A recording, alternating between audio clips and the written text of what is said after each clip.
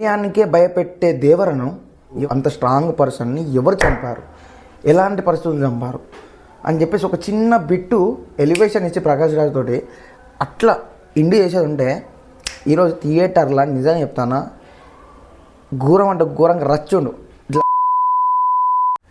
Hello guys, welcome back to K creator 1. నేను మీ అరుణ్ కుమార్. ఎవరైతే మన ఛానల్ కొత్తగా చూస్తున్నారో ప్లీజ్ డూ సబ్స్క్రైబ్, అండ్ ఎవరైతే సబ్స్క్రైబ్ చేసుకున్నారో పేరున థ్యాంక్ యూ. ఆలస్యం చేయకుండా వీడియోలోకి వెళ్ళిపోవాలి.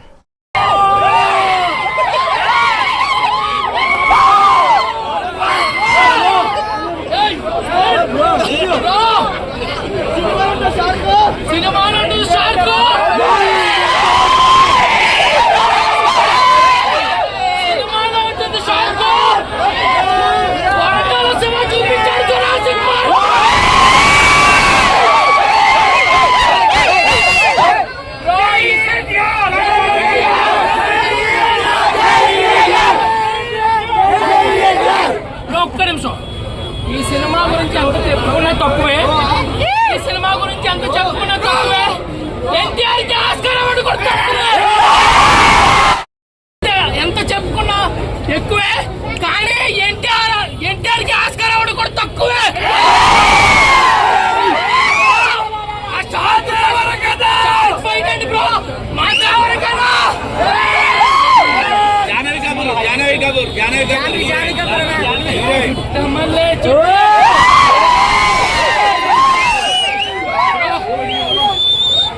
తర్వాత ఈ సినిమా రివ్యూ కోసం వచ్చా. 6 years నుంచి బాగా బ్రో బాగా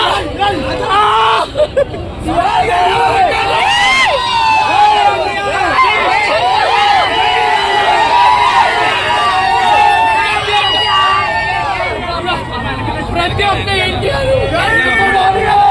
ఎన్టీఆర్ ఫ్యాన్ పడుతున్న బాధ బ్రో. 6 సంవత్సరాల నుంచి దేవుణ్ణి చూడాలని కలిగారు.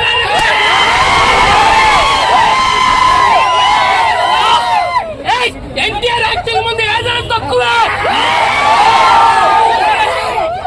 అదే కొరటాల శివ చాలు చాలు. ఫ్యాన్స్ అందరికి మామూలు పండగ కాదు.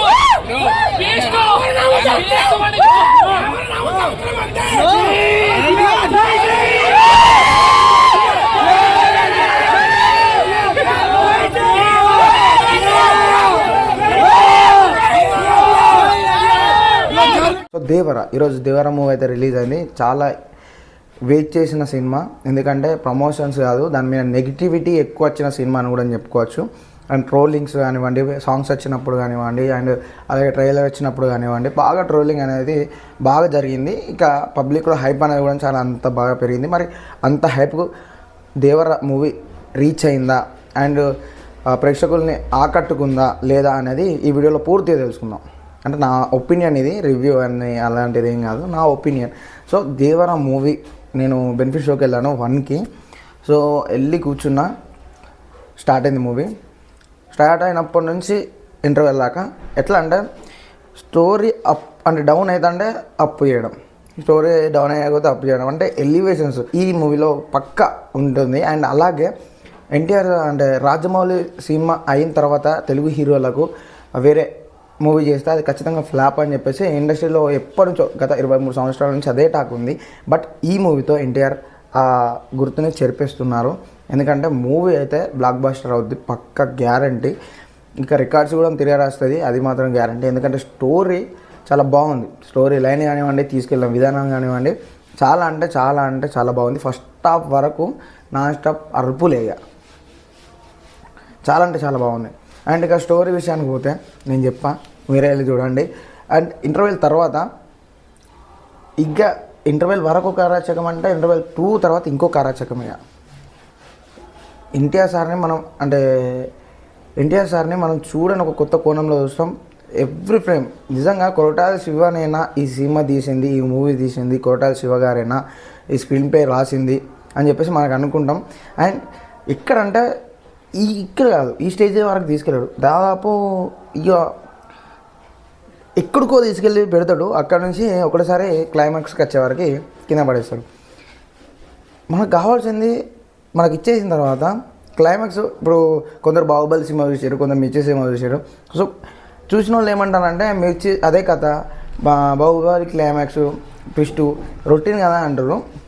కోటాల శివ గారు ఎక్కడ ఫెయిల్ అయిందంటే క్లైమాక్స్ కదా ఫెయిల్ అయ్యారు. నిజంగా నా ఎన్టీఆర్ సార్ చెప్పినట్టు 40 minutes బాగుంటుంది అని చెప్పేసి అన్నారు. 40 minutes కాదు 30 minutes హైలైట్ ఆఫ్ ది అంటే ఆ గ్రాఫిక్స్ కానివ్వండి, ఆ తీసుకెళ్ళిన విధానం, ఆ ఫైట్ సీన్ కానివ్వండి అండర్ వాటర్లో, అండ్ అక్కడ ఎలివేషన్, అక్కడ ప్రకాష్ రాజు చెప్పే వర్డ్స్ కానివ్వండి, మళ్ళీ ఇక్కడ ఎన్టీఆర్ సార్ చేసే యాక్షన్ కానివ్వండి, నిజంగా మైండ్ బ్లోయింగ్. అసలు సెకండ్ హాఫ్లో ఆ సీన్ తర్వాత క్లైమాక్స్ ఎట్లా పెట్టాలంటే, మరి ఇంత చేసిన వర అసలు ఎందుకు ఇదంతా చేస్తాడు? అసలు దేవర ఉన్నాడా చనిపోయిందా, ఎవరు చంపారు అని చెప్పేసి అక్కడ కాప్తే అయిపో, ఎవరు చంపారు అని చెప్పేసి అదొక సస్పెన్సివ్గా పెట్టేది ఉంటే బాగుండు. అండ్ దేవర వాళ్ళ కొడుకు చంపిండని చెప్పేసి, అండ్ ఇక్కడ వర తానించి తాను అలా ఒక స్టోరీ, కల్పితమైన స్టోరీ రాసింది కాబట్టి నేను ఎట్లా దేవర తప్పు చేస్తే కన్న కొడుకుని కూడా వదిలిపెట్టాడని చెప్పేసి ఆయన శిక్షించుకుంటాడు. నిజంగా ఇది ఎట్లుందంటే నీ క్వశ్చన్కు ఆన్సర్ దొరికింది, ఇలా ఇక్కడ కూడా క్వశ్చన్కి ఆన్సర్ దొరికింది. సో అప్పుడు ఏమవుతుంది, ఎండ్ అవుతుంది. ఎండ్ కాకుండా దేవర పార్ట్ 2 ఏంది?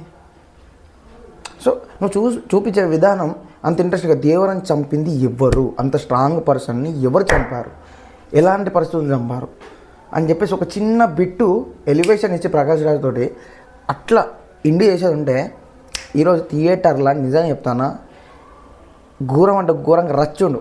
ఇట్లా ఫ్యాన్స్ క్యాలర్ ఎగరేసుకొని తిరుగుతా అని అంటారు చూసినా. సో అలాంటి సిచ్యువేషన్ ఉండు. నిజంగా ఒక 10 నిమిషాలు ఒక సగటు ప్రేక్షకుడు నేను చెప్తానా, ఆ సీన్ చూసిన తర్వాత బయటకు వచ్చిన తర్వాత అమ్మ ఎట్లా చేసిండు ఎందుకు శివ అంత ఫైట్ పెట్టేసి సొరశాపతోటి అంటే షార్క్ తోటి అంత పెద్ద ఫైట్ పెట్టేసిన తర్వాత కూడా ఇంత ఎలివేషన్ ఇచ్చేసి ఒకటిసారి డౌన్ చేసేస్తే బయటకు వచ్చి అమ్మ ఏం జరుగుతుంది అసలు ఏంది ఇదంతా చాలా అమ్మ స్టోరీని మొత్తం నాశనం చేసిండు. అండ్ అట్లనే ఒక సాంగ్ అనేది తీసేసిండు, దావుడి సాంగ్, అసలు సాంగే లేదు. అండ్ జాన్వీ కపూర్ రోల్ ఉందే కొంచెం ఆ పాపది, అది చూపించే కూడా ఏదో ఫోర్సిటివ్గా అంటే చూపించే పాత్ర కూడా ఫోర్సిటివ్గా అట్లా చూపించి వదిలేసిండు. అండ్ అట్లనే నిజంగా విల్లన్ సైఫ్ అలీ ఖాన్ మంచిగా చేసిండు. ఇక మెయిన్ దేవర మూవీకి మెయిన్ ఏంటంటే బీజిఎం, అనిరుద్ బీజిఎం. అసలు నిజంగా ఆ స్టోరీకి ప్రాణం పోసిందంటే అనిరుద్ బీజిఎమే. నిజంగా ఇక్కడ బీజిఎం అనేది తక్కువ కాలేదు, ఇంకెక్కువనేది కానీ అంతా పోతారు అనే స్టేజ్లో ఉన్నది బీజిఎం, మామూలే లేదు. అండ్ నాకు నచ్చిన కొన్ని షార్ట్స్ చెప్తా, మీకు నచ్చినవి ఏంటో కామెంట్ బాక్స్లో కామెంట్ చేయండి.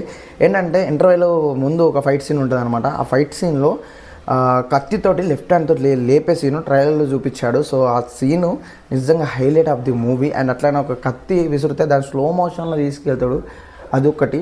అండ్ ఆ ఫైట్ సీనే వేరు, ఆ ఫ్రేమ్స్ కానీ ఫిక్స్డ్ ఫ్రేమ్స్ మంచి ఎట్లా అంటే అది అరుపలేగా.